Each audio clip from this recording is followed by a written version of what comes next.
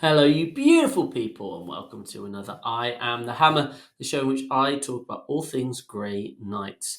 In my last episode, I dived deep into the depths of Warpbane, and this weekend just gone, I had the opportunity to put that all into practice as I headed to a GT. How did I go? Let's find out.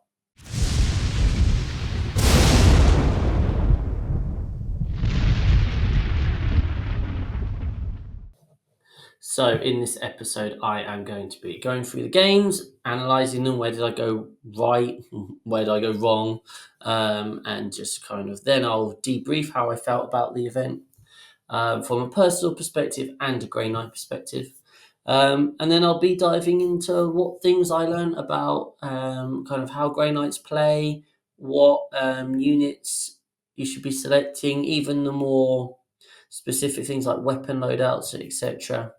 And I'll kind of talk about the direction that I'm planning on going next.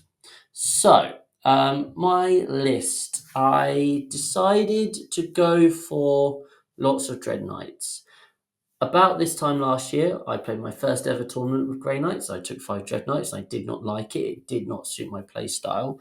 And with the full rerolls now, I wanted to try something similar to see if maybe now I was more experienced with Grey Knights. Would I like it? Would it go well? I settled on 5 Dread Knights. They all had hammers and silencers. Silencers are good. Statistically speaking, they're better than flamers in nearly every situation apart from into 2-up saves. I then had Crow with 5 purifiers. I wanted to see if that felt like a worthwhile exercise rather than Crow with 10. I had another unit of 5 purifiers on top of that. I had a unit of 5 strikes just for the scout and sticky. That is still useful. I had 5 interceptors. Their job was to work with the purgation squads and trigger line of sight for them. That was kind of their main responsibility. I then had the additional 3 Nemesis Dread Knights. And as I said, I had 3 units of 5 purgation units. And the idea here was that there was just a lot of firepower. You sit them in your deployment zone, you're hitting on 4s, full rerolls, and you're just being, you're just being a nuisance for your opponent, really. So that was the idea behind the list. And I've got various other lists and ideas on other videos I've done, so I won't talk about it too much. But we're preparing for team event coming up. I wanted to see if this list could create differentials. So in terms of goals for the event, because I think it's really important when you go to an event to have goals and see it as a learning opportunity. Don't just go to an event and think it was a success or not, depending on whether you won 3 games, 4 games, 5 games, or is it, like that's so tricky because it can be so matchup dependent. Who you draw might draw into like 2 top level players and go 3-2 when you really wanted that 4-1, and the whole event was not a success. So it's not. I'm not really about that. You want to give yourself goals. So goal number 1, I wanted to find out, like, did I like this list? Did I like playing 5 Dread Knights? I didn't used to like it. Do I now like it? Was the list any good? Does it, and more importantly, perhaps, does it create differentials on UKTC terrain in terms of in terms of teams, right? I play Grey Knight lists traditionally that keep the game really close and then lose or win right at the death. And that was great for the team last time at ITT because it had that role. It took whatever everyone else didn't want to play, and I basically played the game to a draw. Grey Knights with the full rerolls and the Dread Knights and stuff, the idea is, can we just blow people away off the table? So was it going to do that? That was one thing I was looking for. How good are purgation runes? I played a few practice games. I really like them. What about at an event? Does Crow with 5 purifiers work? That's another important thing. And finally, just more matchup data. Getting to experience the Grotmus detachments of other armies. What was I learning? What could I take away for my next big event, which is February ITT? I care these days a lot more about team events than single events. Any single event is generally a prep opportunity for the team event where we're trying to be one of the best teams in the country. So, game 1, and I got drawn into Chaos Demons. Lovely chap called Liam, who had a bit of a killer list, really. He'd only been playing a year, But he had 5 greater demons and then some chat. So he had Great Unclean One, he had Rotigus, he had Shalaxi, he had a Keeper of Secrets, and then he had Scarbrand. I don't like playing against demons. In the old detachment, they play around a lot of your tricks. They don't really do shooting, so Sigil's pointless. They just deep strike 6 inches away and charge you, so plays around mists. And in this list, as you'll know, I don't have Drago. I don't have a big Purifier brick. I did a bit of maths and a bit of rolling out dice. 5 Dread Knights shooting with 4 rerolls to hit, just about drop Scarband. Just about. So I'm there thinking this could be a bit awkward. I wasn't actually that confident going in. I was a bit concerned. And then we got told the mission because Lewis, who runs Saffron Events, likes to keep the first mission hidden, and it was supply drop. Now, as we know, supply drop is the one where you roll off and certain objectives are removed from the battle as the game goes on and one's left. And I'm thinking, if the one that's left is in his natural expansion objective, he could just pile Rotigus or the Great Unclean One with the 4 up Feel No Pain on there, and do I just lose? So I was a bit like, oh dear. So how did it go down? Well, as you can see the map here, he went first and just kind of moved a few bits out towards the middle. And it was my turn. I was very much aware that I was going to have to try and kill things as quickly as possible. So what I did was, because I draw an area denial, up the top middle centre, I put a Dread Knight and 5 Interceptors surrounding him to screen off and protect him from being charged by Shalaxi. And then that triggered line of sight from my Purgation Marines that were able to clear up a full Plague Bearers unit in the middle of the board. So that's pretty good. And then I killed the Nurglings as well. And then I promptly forgot to fire and fade the Interceptors to push them out. If they'd done that, they would have moved 6 inches out. Shalaxi, who was staged in the middle, would have got nowhere near my Dread Knight. Instead, my Dread Knight was suddenly had Scarbrand 6 inches away from the Interceptors there, as did, and also had Shalaxi just waiting. His shooting phase didn't go very well, but he very carefully played around the fact that he'd suddenly had now a 10-inch charge. He charged Scarbrand in to the 3 remaining Interceptors. He charged Shalaxi in, was able to use Scarbrand to kill the Interceptors, and then Shalaxi triggered and moved into the Dread Knight. So very nicely played. He cleared up all that stuff. Over on the other side of the board, towards the bottom, Rotigus had dropped in next to the Great Unclean One, and we were just going to have a bit of a showdown there. I should mention it probably at the top of turn 2. Tio Lewis suddenly 1 hour remaining. Been a bit of a slow game. I think I put him in a bit of a headlock for his turn 2, so he spent quite a while thinking about that, and we were both just chatting away anyway. So on my hit back, I poured all my fire into Shalaxi in fighting, managed to drop her. And I 2 Dread Knights shooting in combat did half damage to Rotigus. Scarbrand had failed a heroic intervention charge as well at the top. Basically, guys, this game was just a bit of a punch up. And at the end of battle round 3, he had lost Shalaxi, he had lost Scarbrand, who hilariously exploded and then killed my Dread Knight, which was nearly dead, and that exploded as well. So there's devastation everywhere. But he had a Keeper of Secrets left on 4 wounds. He had the Great Unclean One on his natural expansion objective. He had a unit of Khorne Demon Hounds. He had a Plague Bearer unit and a Beast of Nurgle. So he didn't have much stuff left. I still had at least 2 Dread Knights. I think 3 Dread Knights, maybe. And then I had all my Purgation Marines. So I still had quite a bit left. And then we ran out of time. that was it. We played 3 turns. I've not played a game with only 3 turns before, and I just got lucky and drew slightly better secondaries than him. So the final score, my lowest ever win, 39-34. Yeah, it was hard. I felt like I played it reasonably well, apart from getting past forgetting the fire and fade from the interceptors. But I think overall, I was surprised at how good a position I was actually in. I did chew through the demons quicker than I thought.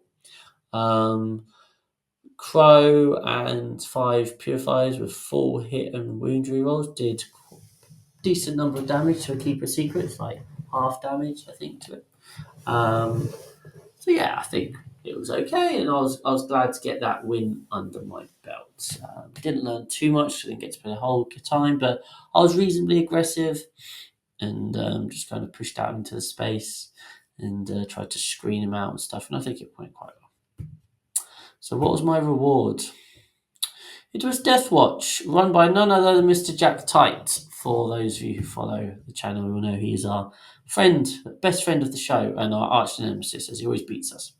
Um, Very, very good play. He's just made the England top 20, so well done, Jack, if you're watching. But his list, it was just lots of kill teams, lots of big 10 mans, and they all were T6 and pretty scary in terms of their output. Mission was Linchpin, one I've never played before. Stalwarts, can't even remember what that is anymore. I think it's something about shooting and actioning at the same time and fighting and doing actions. Initial thoughts going in, generally confusion. Like there's just all these bricks. They all do lots of things. You know that I'm not very good the first time I play against an army. I don't really take it in. It takes me a rep before I start to understand how it works. Um, but it was an interesting game. I knew I was going to get a really good challenge here from Jack.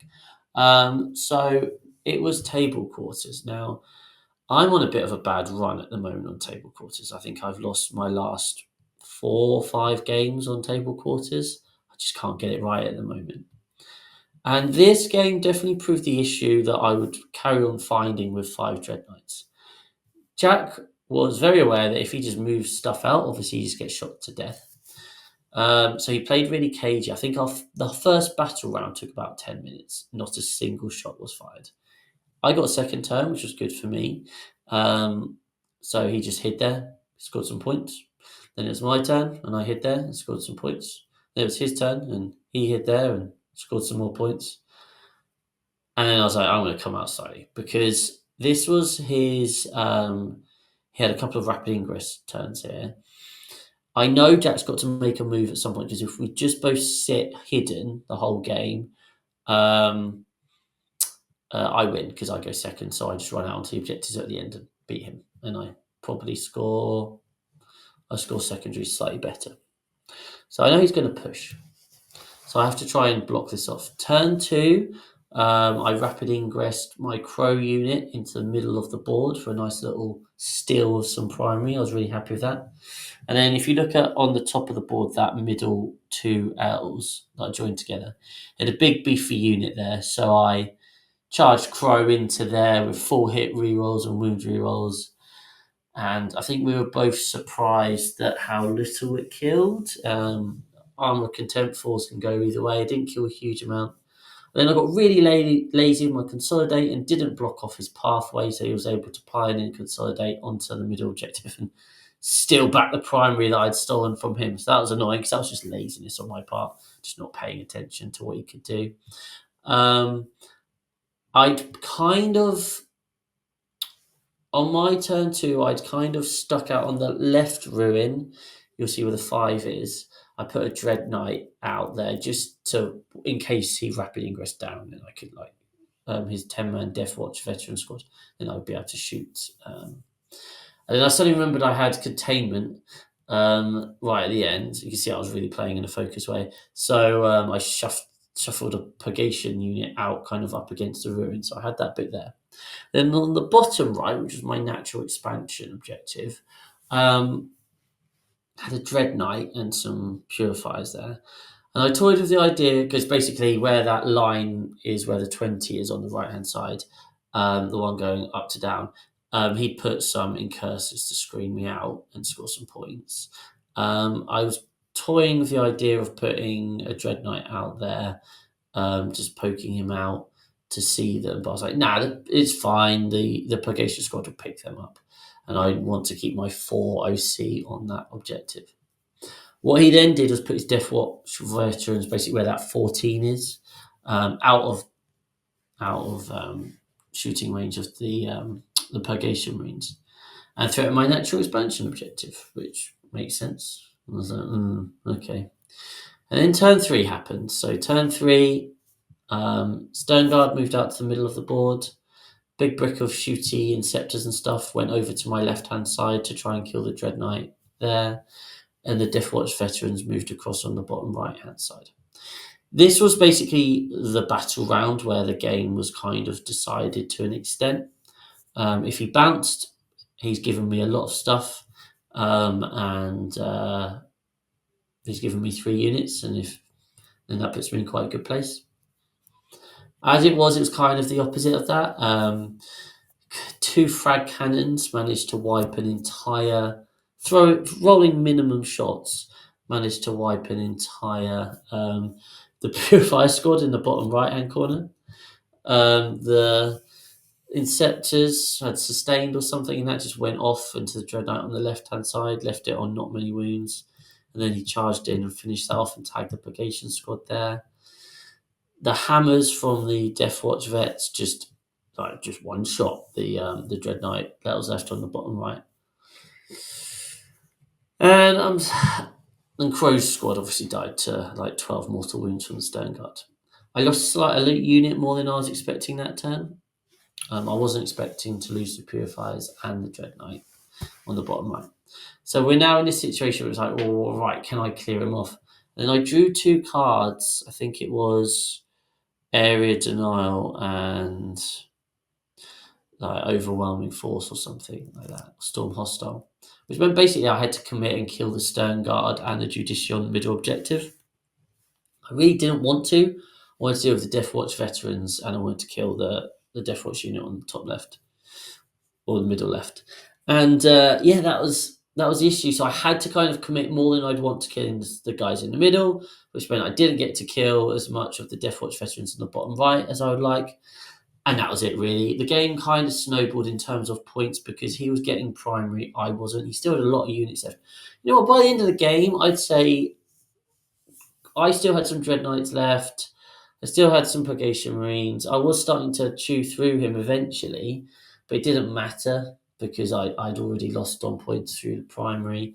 So yeah, I lost 99.74. I think if I was to play that again, I would be a lot more proactive with my screening. Jack was saying the goal is put me in a position where I either have to put out stuff to screen and then he kills that and then I just lose that way, or I don't screen and he just hits me and all my valuable units anyway. But no, obviously Jack played it really, really well. I didn't quite get it right. I've just watched Art of War coaching game with Richard Siegler playing Warpbane with 5 Dread Knights into John Lennon's Deathwatch, and the Deathwatch absolutely annihilated the Grey Knights. So I didn't do as bad as that, but Deathwatch are good guys. Just something to be aware of. So game 3, I got World Eaters. Now his list was the standard World Eaters list: Angron, Exalted 8-bound, Berserkers in a Rhino with Mo, Spawn. When I looked at this board, so because I was 1-1, we were no longer on the UKTC boards because Lewis does narrative boards for lower down. And I looked at it, I was like, oh, it's going to be so hard to shoot things. Then I looked a bit closer. Now, here is a map, and I've basically drawn lines of where the ruins are. I don't think this map properly sums up how giant these ruins were, covering your natural expansion objective. It just completely blocks all line of sight. Unless you had infantry that could run in there, that was never going to work. And the 2 ruins in the middle of the board were quite small. So what I quickly worked out on turn 2 was that if I just ring my natural expansion big ruin, the one in the top left, if I just ring that with infantry an inch from the wall, he has no ability to get there. Furthermore, if I put my interceptors there, they can pop out, look behind the big ruin, or his ruin in the middle, which wasn't that big. And then all the Purgation Marines can just shoot everything. And I felt a bit bad. Basically, I spent the whole of turn 2 just rolling and re-rolling a billion dice as I just wiped out most of his army. Neo, lovely guy, told me to go F myself quite a few times by the end of the game. But we played kind of turn 3, 4, and 5 with Angron, who, to be fair to him, was an absolute lad and refused to die. Invocatus, a Rhino, a few Berserkers, and a couple of £8, and that was kind of it. It was a pretty brutal game. Not much learning done here just because of the terrain layout. I just basically boxed him in and then was able to pick him apart. Satisfying in one way, but I don't think it was very satisfying for him. So I finished 91-53 and showed the. I think this sort of game always reminds me of why Dread Knights are so good, because Dread Knights firing into Exalted 8-bound. And 8-bound is pretty tasty. So yeah, it felt rough. End of day 1, 2-1 standard. Felt reasonably okay. Had a nice tie afterwards. Times were good. And then I got drawn into Blood Angels. So I was playing against Sam, who was new to the team. Recently joined the team. Lovely guy. And I was asking the other guys I was out for dinner, what's Sam like as a player? I have no idea. And they said he's definitely getting better. He just wants to run at you. Just wants to run at you. They were saying, we could tell him, don't run at Chris. Don't run at Chris. He will just run at you. So you'll probably be okay. I was like, okay. And then we met up in the morning, chatting to Sam, and Lewis was like, so you're going to play nice and restrained then? And Sam goes, well, I know that Grey Knights don't like being run at, so I'm going to just go at him. And I was like, oh, no, okay, fair enough. And then what proceeded to happen was Sam played an incredibly tight and patient game. Now, I don't think Blood Angels is a particularly great matchup for Grey Knights. I know a lot of people are saying that they're getting run over by Blood Angels at the moment. I had actually played just a game against myself, Grey Knights, with this list against my own personal Blood Angels list. And it had been a 64-62 win to Grey Knights. So I knew that if Blood Angels play, and it was bloody quarters deployment again, so I knew that if the Blood Angels just hit and picked me apart, I would probably end the game with more stuff than him, but it'd be really close. And boy, was I right. Should note, his list had triple ballistas, which my personal one doesn't, and he had double Sandguard. And actually, this was very relevant in this game. So I get to go second again, really good. Sam pushes, he's deployed heavily on the right-hand side of the board, and he pushes a lot of stuff around there. So I'm like, okay, fine, I'm okay with that. So I just position my Purgation Marines, get line of sight of the interceptors, and I pick up a scout unit and half a Reaver unit and just say, I put Purifiers in the top left objective. That's bait. I want Sam to run his Rage Captain and 5 Assault, 5 Stir Gun. I want him to roll in advance. If he rolls a 6 plus the 6, it's going to get him 12. It's going to get him about 7 inches away from me. This is if he rolls a 6. I'm going to pop the -2 to charge strat. And he's going to have a long charge. I'm going to then pick up, probably fail it, then I'm going to pick up that unit. So I've set up a bait. He rolls a 2 on his advance, doesn't take the bait. He's playing restrained. The Ballistic Dreadnoughts have moved out to the middle. I'm like, okay, all right. Come on, let's bait him out. Let's bait him out. My turn 2. 5 strikes run out to the middle to score my cards. Maybe that was turn 1, actually. 5 strikes. I put 5 strikes out to get established area denial and secure no man's land, I think. I'm like, he's going to commit his Sandguard. He's going to trade 6 Sandguard for 5 Strike Marines. Job done. He does not do that. He moves his Ballistas onto the objectives like he should do. He put Popsy and Curzes out there. I'm like, this isn't going to plan. I'm deploying more and more stuff over the left-hand side. I've kind of given up on knocking him over on the bottom right-hand side. He's got some few Reavers there. He's got a Ballistas. He's got Mephisto. He's going to take 2 turns to clear that off whilst he can manage the rest of the board. So I'm kind of trying to lock down my one. I rapid ingress Grandmaster top left-hand corner and then move him towards where his Sandguard are and the Rage Captain. Put all my Purgation Marines over there. And through the Purgation Marine shooting, I managed to kill the Rage Captain unit. Great. Wipe that unit out. Never did anything. Sam then makes a really interesting play that at the time I thought was the wrong thing to do. He then rapidly ingresses, fights first Sandguard brick into his middle of his deployment zone, where that double L is, to be next to his other Sandguard unit. It's really annoying because I basically I'd send that Grandmaster off on a suicide mission to go and kill some of those Sandguard, maybe die on the clapback, maybe not, who knows, but just hold all that up. And then his second Fights First unit comes in that's going to be able to heroic into the Dread Knight and maybe drop him before I get to fight him. At the time, I didn't realise what a big problem it would be. But then what he does is he sends both Sandguard units over to my top left-hand side and he picks up 2 Dread Knights. And this has now put me in a really awkward position because I've been knocked off from primary. It's Scorched Earth, so it's a hold 1, hold 2. He's racking up his 10s. I've no realistic way of denying that now. And he's knocking me off. I know I've got bottom of turn, but it's still a bit of an issue. And he's putting me in a situation now where I just have to, excuse me, I just have to kill the Sandguard. So 3 Dread Knights come over, Purifiers come over. We're like, right, let's do this. Now, 3 Dread Knights firing into Sandguard, where every failed save is a dead Sandguard. I just needed kind of average or slightly above average luck. Sorry about that. I just had a major coughing fit, and I can't actually remember where I was. I think I was talking about trying to kill Sandguard, and basically, I didn't kill as many as I'd have liked. Sam decided to roll his loaded dice. No, I'm joking. The Sandguard didn't really die. I kind of half killed both units. Because obviously the idea is you shoot the fight first one, so that doesn't really do anything anymore. And then charge and kill Dante's unit, but it just didn't work. And because of that, I didn't sweep through that flank quickly enough, which put me in a situation. Like looking at the board again, I still had a few units left, and he had a little bit left. I probably had slightly more left than him, but I had a bit of a point disadvantage. So we come to the final turn. It's close. And here Sam makes a mistake. He has drawn Cleanse, and he cleanses objectives, and he's run stuff over to my home field to cleanse my home field objective.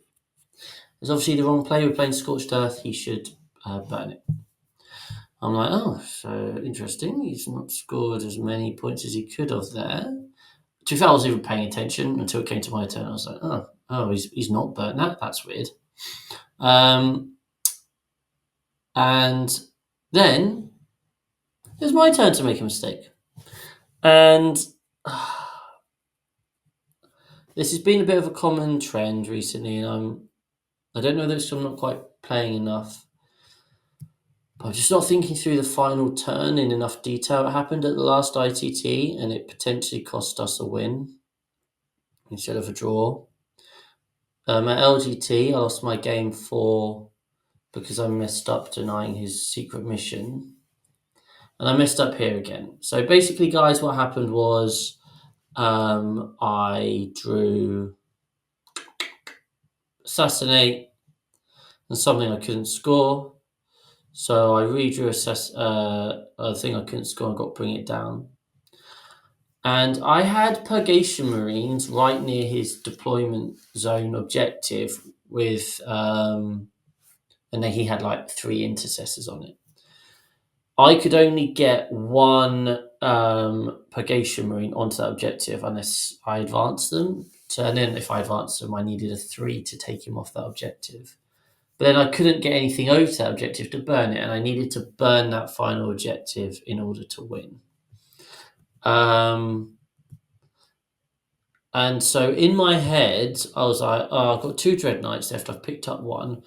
One will just burn my natural expansion objective. The other one will be used to kill Dante, who was on like 2 wounds for Assassinate. And then I kill that Ballistus Dread, which, I mean, to be fair, is by no means a guarantee. And I lose by 2 points. That's so annoying. Well played, Sam. Good game. We shake hands, and Harley goes, Chris, why didn't you just kill the assault intercessors on his home field and then burn the objective with the 1 guy on on the or who's managed to walk onto the map, and I'm like, well, no, I can't because this dreadnought used to be here, and this dreadnought. He was like, no, you just use that dreadnought to shoot and kill Dante, and then the one you've picked up, you just put in the deployment zone, his deployment zone, shoot that and kill the assault intercessors, and then you burn the objective and you win. I was like, so yeah, if you've watched my most recent video, um, called Mind Palace Plus Plus, it's how not to tilt at the table, and one of the things is about how people tilt because they make mistakes. I didn't tilt, but I was pretty irritated at myself afterwards. Like, I shouldn't have lost that game. I think I need to call out Sam here and say how well he played the macro element of the game. I think he definitely made some micro mistakes just in terms of like removing models out of line of sight, and obviously the mistake at the end. But that comes from being a slightly newer player. But the macro of how he played the game, he locked down one side, he put lots of heavy threats over the other, just kept being a pain in the middle, and I didn't quite have the tools to deal with it. And I think he played really, really well. So, I mean, I'm not bitter about the loss in any way. I mean, it's just just a small GT, right? But yeah, for me, it was frustrating that once again I hadn't seen the play at the end of the game to win, and that's become a bit of a trend recently.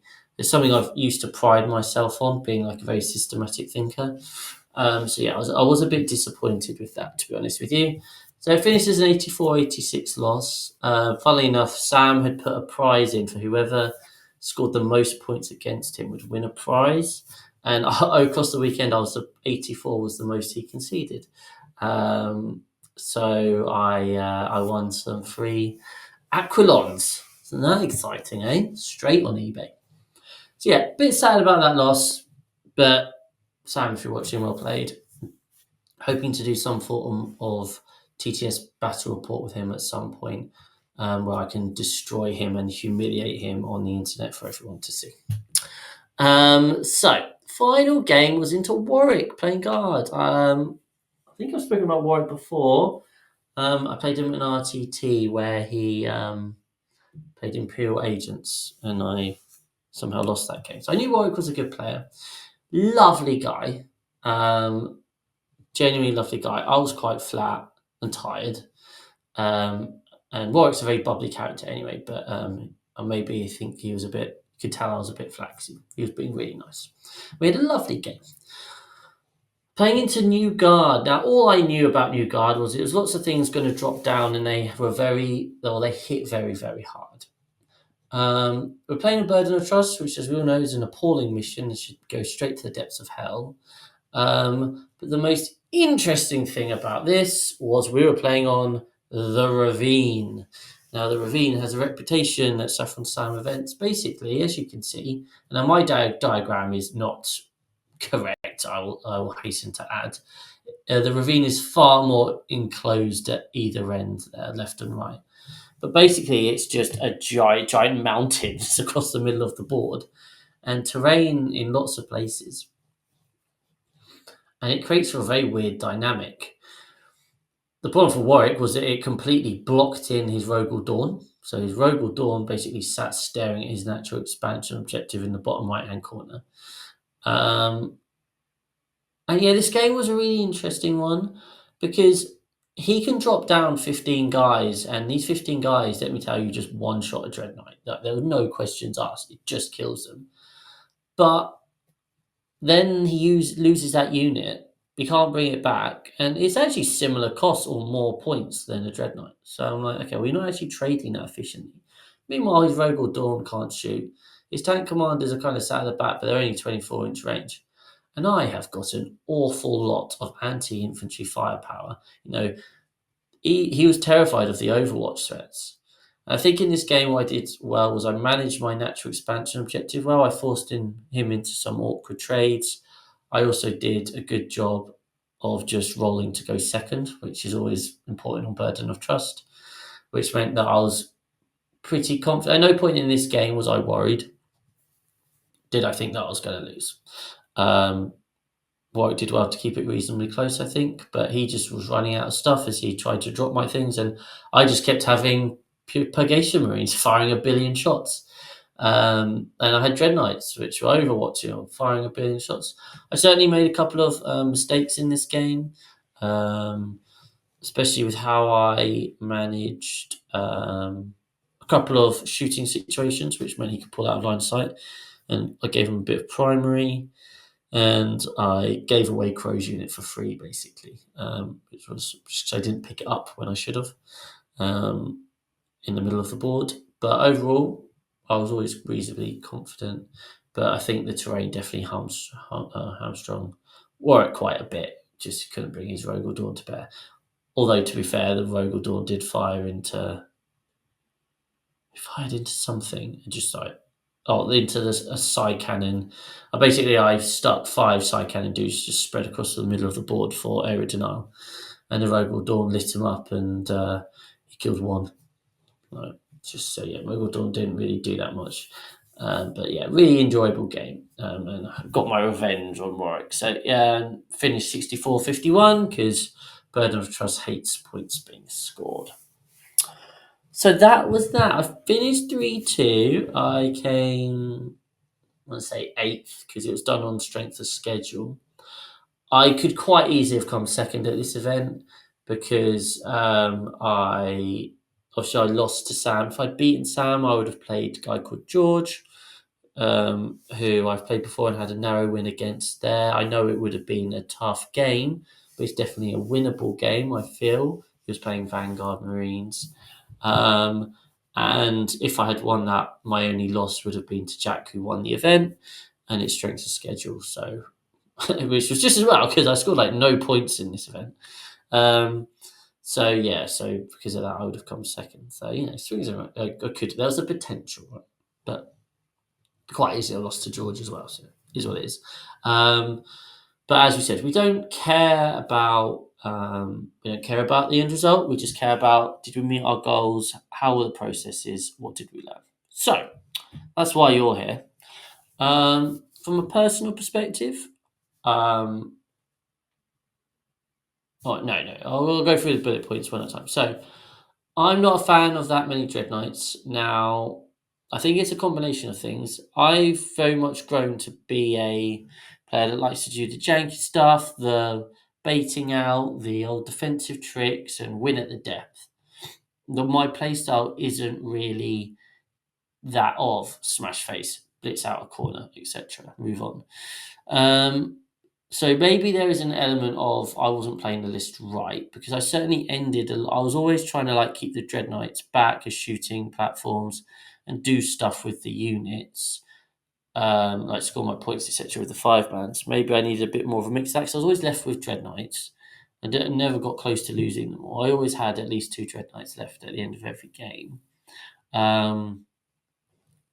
But my issue with 5 Dread Knights is I don't think it does a good job of digging out the enemy. If they lock down and go, I'm just going to sit here and that sort of thing, I think you have to, I guess you kind of have to overload an area, take the punishment, and then whatever you've got left then sweep through. But then you're probably not getting full rerolls with them, and it just becomes a bit awkward.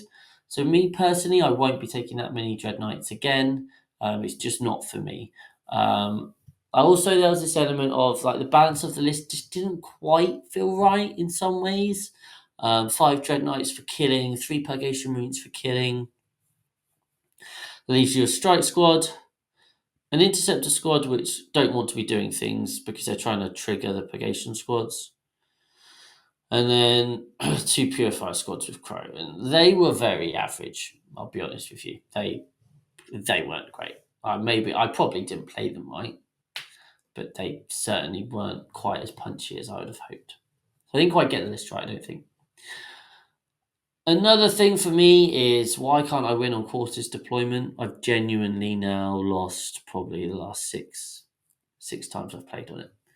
And I'm really struggling to find that balance of locking down my natural expansion, which is quite hard on UKTC. And because you can't keep throwing things away to knock them off their side on the primary for their natural expansions, you don't want to keep losing units to do that. And then it helps them a bit. So yeah, I'm just struggling on that board. If you have any tips, especially on UKTC for quarters deployment, please let me know because I'm finding it hard. And I've got here follow your own advice. This is just simply I would teach, I coach people, and I just do as I say, not as I do. Right. Thinking through my final turn clearly and systematically should be a no-brainer. I mean, in the case of Sam's game, we'd already overrun into lunch, and Lewis said it was fine, we could play on, but we were very much rushing. Having had the door left ajar, and I should have then won that game through Sam not doing what he should have done. So that was annoying that I didn't do that. So I think the more I play, the more sometimes I just go off gut instinct. And actually, I am quite a systematic person. I should be going through the systems and just get more into that habit, I think. Yeah, that was a bit disappointing. But unit analysis, what should you be taking? What did I learn? Well, silences on Dread Knights, guys, are good, especially with full rerolls. Just strength 6, sustained, it's money. But just say whatever you've got, they're silencers. Don't take flamers anymore. Now, Purgation Marines. It's quite interesting on like Facebook groups and now I'm seeing people go, oh, should I take Purgation Marines? Some people are like, no, it's not worth it, blah, blah. Genuinely take Purgation Marines, guys. Definitely take them, give them a go. It might not be for you, right?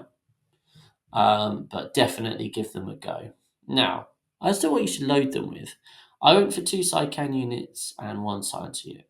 And I would say 95% of the time, the silencer units outperform the Psycannon unit. Never once was I like, ah ha ha, Psycannons, yeah. I tell you what is good, 24 shots, sustained, full rerolls. More, it was obviously, I think it works out as it should be 24 shots, 24 hits with the full rerolls and sustained. But quite often I was adding in dice. And then it's like, I think on average again, because you're strength 5, like into Marines, you're forcing 16 3-up saves, right? That could quite easily be 23 up saves. Oh no, they've rolled quite a lot of 1s and 2s. Before you know it, boom, that's nearly a whole 5-man dead. It does absolute work on guard infantry, I can tell you that much for free. Silencers are good, guys. Silencers are good. Give them a go. The other thing I was aiming to do with side cannons is put them on the big L in UKTC in your deployment zone. The problem with that is it's only a 24-inch range, so the plunging fire plan just didn't really work. Crow with 5 purifiers, I personally don't believe is worth it. I think Crow doesn't add enough to 5 purifiers. If you're taking 5 purifiers, I wouldn't take Crow. I think Crow goes with 10 purifiers to drop down, nuke a whole load of screening units, 1 or 2, charge in, nuke something else. That's how you want to be using that brick.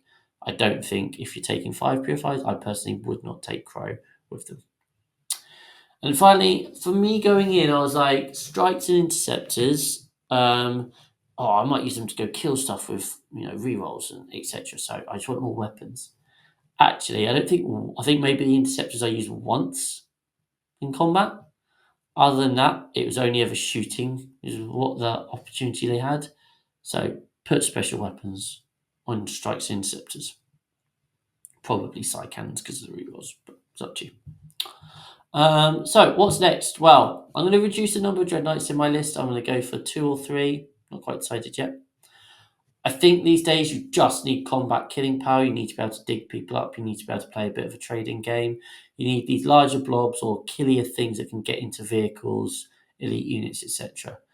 So I think I definitely am leaning. I want to go back to taking Crow, 10 purifiers. I heard a lot of people saying, you just then lose that unit afterwards, and it's a very big points cost to lose. I think if you treat them more like an old Terminator squad, and I used to leave my 10 paladins for like turns 3, 4, 5 when you've managed to kill the screening units and can pick a point in the board to hit. I think that's probably how you play Crow's Brick. You don't commit. You commit Drago and 5 Terminators to a corner of the board early, and then the 5 purifiers 10 purifiers, so you can hit somewhere else later.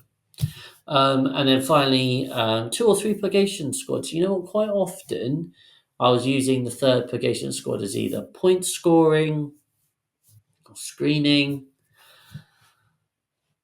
Probably don't need it. I don't know. I think maybe you could go two purgation squads. I wouldn't recommend one. I don't think one is really worth it. But I think spending 240 points on 48 shots sustained, one re-rolling, strength 5, 1 damage, hammering into something. I think that's quite nice. The reason I'd gone for side cannons was in case I was having to fire them into tanks and that, and then at least I'd be wounding on 5s. But it's just not worth it, guys. Genuinely.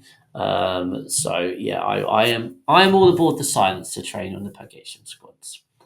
But again, if you're playing to 2-up saves, they are then crap. So swings and roundabouts. So there we go. I'm filming this very late at night. Baby duty calls. So hopefully I've managed to be coherent enough. As always, like, comment, subscribe. If we've got a really nice community at the moment in the Discord, in our Discord, the Grey Knight chat is popping off. Lots of people have been like sharing advice for matchups and that sort of thing. So come join our Discord. Link is in the description in the link tree. And next time, I think I said this last time as well. I am going to do a battle report. I put a vote up. I think it's going to be, last time I checked, it's going to be Grey Knights versus So the Spearhead, which is a game I have played before, and I did win with the Grey Knights, but with no Dread Knights. So it was really close. I'll be taking a bit more of a mixed list. I'll be taking a list that I'm probably considering taking to ITT. It's just trying to get a chance to film it because it takes a bit of setting up and sitting there, and I need to be awake enough at like 11 o'clock at night to just do a few turns, a turn or two, and then the next night keep doing it up and film it all and that sort of thing. But there will be that, and then as I said, I'm going to try and get revenge on Sam as well, in some form of maybe TTS battle report. There will be bite-sized battle reports, but yeah. And if the worst comes to the worst, the next video will be about what I'm taking to ITT, which is in like just a few weeks' time now.